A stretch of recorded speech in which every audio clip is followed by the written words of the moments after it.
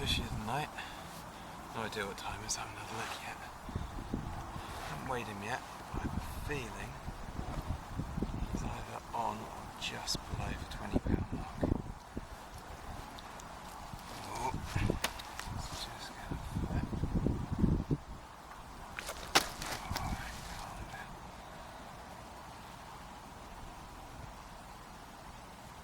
He's got a ginormous bloody mouth to him.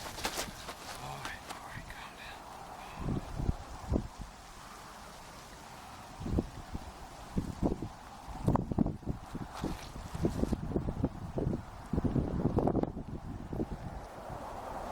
Here he is. Oh.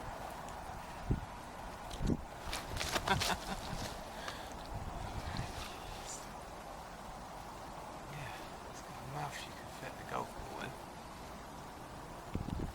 There he is.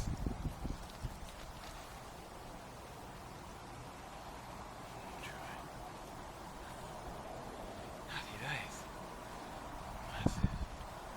Massive bloody head on it. A quick way. Try and get a couple of photos. Epic stuff.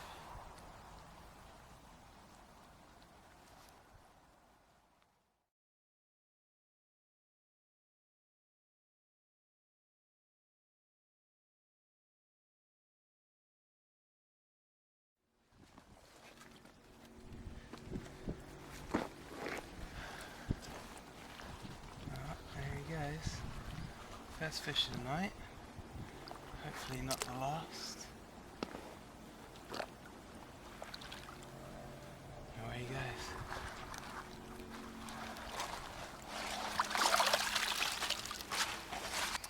So it's middle of the night, but that's no excuse not to do a quick vlog. So this is what I just had that fish on that I'm going to go out with again actually. I've got really simple rig, boilie, a little bit of silicone on the hook, a little bit of strip back so there's a flexible point, nothing complicated.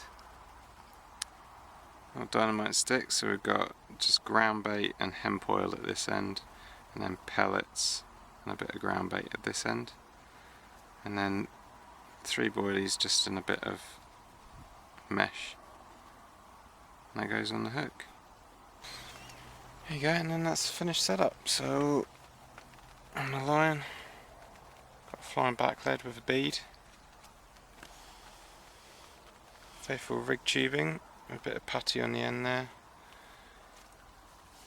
down to a 2.5 ounce lead, that's just a coated one, line clip, and then that's the finished presentation on the end. All of that lot will melt. Just a nice little pile of goodies around the hook bait. I am firing some freebies out there, but not loads. So yeah, so it's going out. Gonna do the other rod as well, and fingers crossed, getting up. So fish number 2 for the night. Common this time. About the same size, so I guess 16 odd pounds, something like that. Very strange drop back bite, just like the last one. And yeah, really short scrap to get him in. Not a lot to it really. But yeah, good looking fish. Fantastic condition. Mouths are absolutely huge.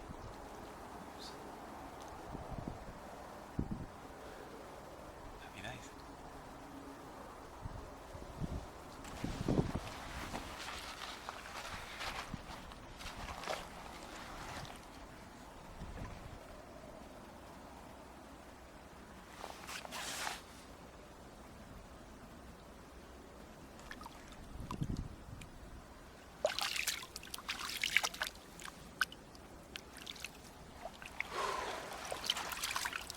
Right, get the rod set again and then try and get some sleep.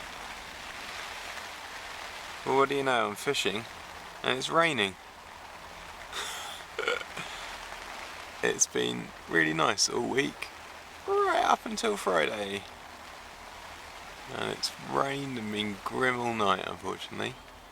But I've had 2 fish out, which is a bit of a result. It's coming up for about 6:45 now, and just redid the rods again after that last fish, which probably would have been about 5:45, I suppose. And yeah, I was literally just pacing the bank, having a look round, wondering if the sunrise might happen. And yeah, I just glanced behind me and I could just see a solid wall of white coming across the fields. So yeah, the rods are set, everything's baited again. I'm going to try and get my head down for a couple of hours. See what happens. They're a funny bunch of fish in here. They're very, very difficult to read. I haven't seen anything really. Like, there's a couple that have crashed out. But yeah, the 2 fish that I've had have both come from about there.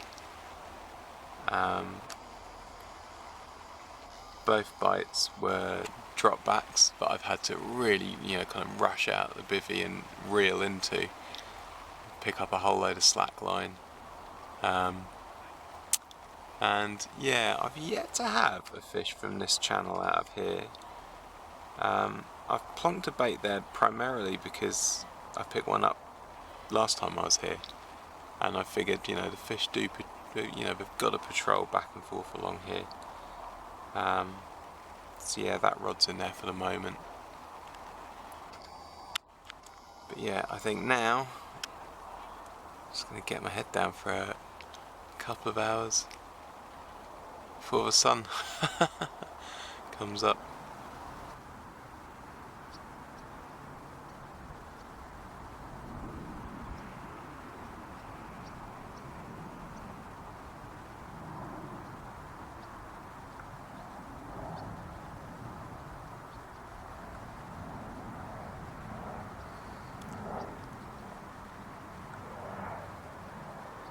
I have a feeling it's this swan that's kept me awake for the last hour with false beeps.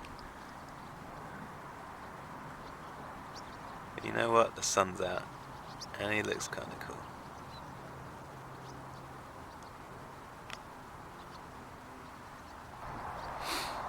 Thought I'd do a quick walk around while I'm here. Just reposition the rods so all that commotion and that swan would have put them off. Although there's such cagey fish in here. So, this is at the far end. And yeah, so there's like this canal that runs down. There's a bowl at that far end up here. And it rolls down into a canal and then opens up. And you've got this channel of water going past the island into this corner. And then it sweeps up that bank there. Now, when I've come for a walk around, and actually the only signs of fish that I've seen while I've been here have been in this corner. There's been a couple that have lumped out just around here, but yeah, nothing.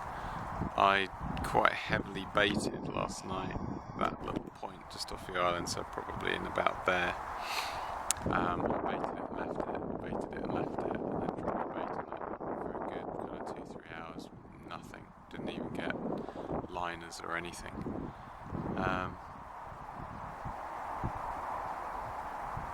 But yeah, there was a fella who's fishing just here.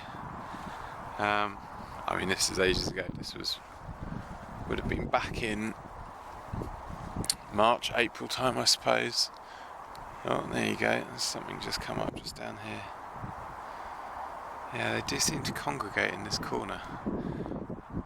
Oh, there is someone else fishing. I can see a bivvy. Or an umbrella. Oh, there you go. So yeah, I've seen he had 2-3 fish, and again he was fishing here, and he was fishing here. He did pretty well. I know that there used to be a weed bed just in there, did produce fish, and there used to be another one down here, but from what I've been told, the weed's been dragged out. So yeah, that's this corner of the lake. Yeah, the main reason I chose this swim this time and last time is that you've got this big channel of water out in front of you, and actually the two fish I had last night both came from about there. Now when I was last up here and I got the marker rod out, that was definitely a deeper spot than the rest of the lake. The water level's quite a bit up compared to what it was last time. But yeah, it does mean you've got that channel of water there, you've got that little dip into the island there. Oh, hello.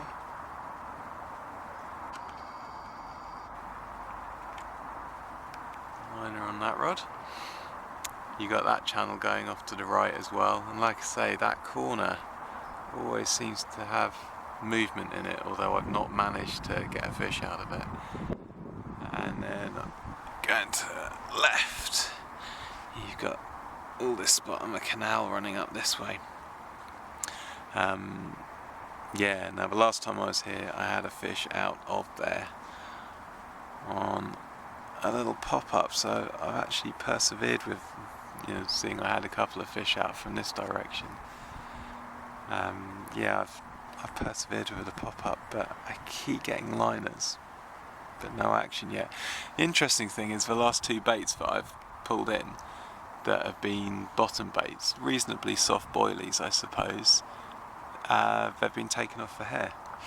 I don't think there's crayfish in here, but something's munching them off. So yeah, that's kind of interesting. And this bit's the canal that joins the bowl up at this far end of the lake, and comes all the way through around to this side. Now when I had the marker out last time, it was 3, 4, at most 5 foot deep through here, but the fish do patrol from one end to the other. So in theory, if you can intercept them, you can pick one off. But they really don't give themselves away in terms of where they are or where they're feeding. So it's a tough lake. Spotted someone else fishing.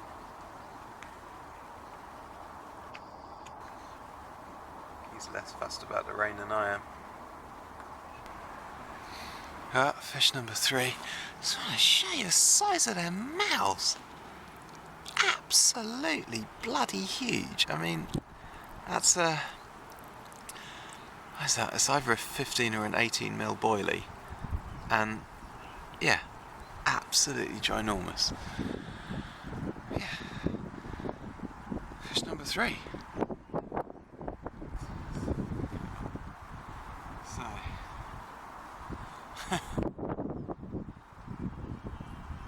so this was an aborted take. I think he came back for a second go and absolutely ripped off. Look at those shoulders. I'm guessing, I'm not going to bother weighing him, I'd say he's about the same as the last couple. So he's somewhere in the region of 15 to 17, I guess. But yeah, cracking.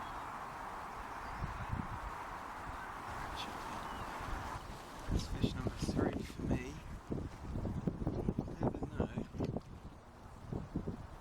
Try my hardest to winkle one more out. Yeah, 2 mirrors in common.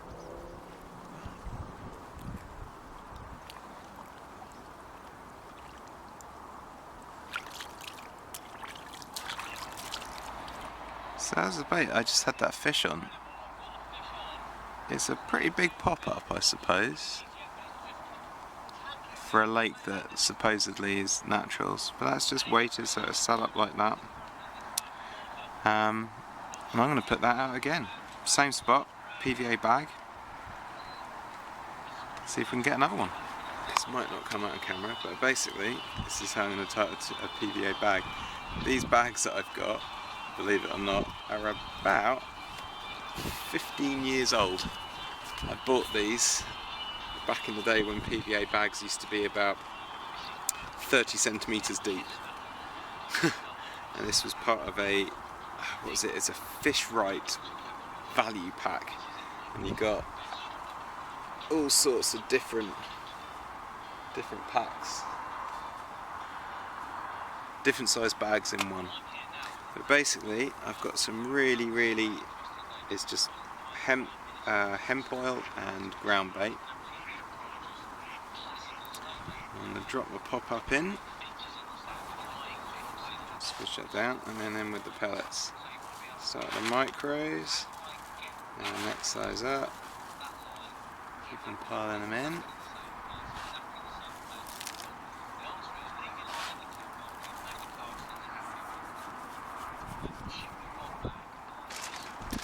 And then before I actually tuck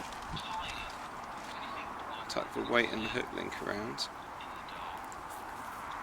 put a bit more ground baiting because that actually cushions the lead, makes it kind of nestle in, which is good. Well, that's looking grand. Right. So, drop my lead in, and I'm going to use my little finger to just push the hook link down. I don't mind if it's coiled up. What I want to make sure is it's pushed down and not near the lead. Brilliant. That is a treat. And then fill up with some more pellets. And what I found is you can go right up to the tail rubber, but the last pellets you put in, just make sure they're micros. And it just makes it a hell of a lot easier to tie off. I used to put ground bait in last, but I actually found it harder to tie the bags off. Excellent. Now for the secret ingredient. Hemp oil. Now, this is already in the ground bait, but I'm going to put a generous glug of that in, and that's actually going to filter through all those pellets and the ground bait and work its way down. There you go, see how that's all seeping through the bag. Oh, if you can hear Mick Brown and Matt Hayes in the background, I've been watching the Great Rod Race on the tablet, which is inspiring stuff. So yeah, get nice and tight around the top. In with your tape, which is always the fiddly bit. Well, the whole procedure's fiddly actually, but this bit's particularly fiddly. And tie it off. And I normally go round, and then 2 or 3 times round. Just try and get it so I'm actually tying it off on the tail rubber. And even though this is in oil, I'm not actually getting any residue back. And then in with the scissors, snip off the last bit, and then snip off these taggy bits at the top, making sure obviously that you don't chop through your main line, because that would be a disaster having spent all that time. And there you go. And you can lick and stick the corners in, but again, I'm not passing it, chucking it far, but if you look there, all that oil's seeped all the way through those pellets into the hook link, onto the boilies in the bottom there. It's a nice solid bag, ready to go.